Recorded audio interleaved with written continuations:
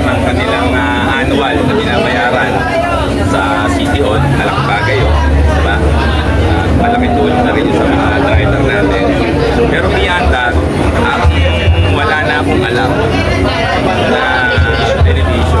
Kaya usap ko nga yung ibang sa mga social, itong toda pala na nakapondo rito.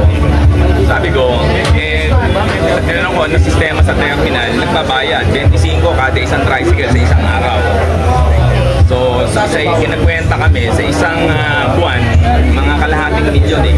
Bagay po ito para sa aming mga driver, lalo na ngayon tag-init. So ngayon magagamit nila sa panahon ng tag-init.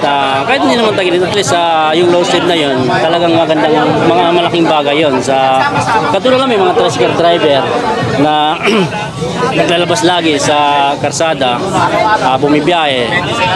Yun, papasalamat kami sa lahat ng suporta na pinagkaloob ng team Ate Sara. Sana tuloy-tuloy lang po ang ating pagtulong sa ating mga Kapasigenyo. Yun, maraming salamat po, lalo na sa mga staff ng SCG, sa lahat ng mga Team Sara, lahat-lahat. Yun, walang sawa po kami nagpapasalamat sa uniform na binigyan ninyo sa amin.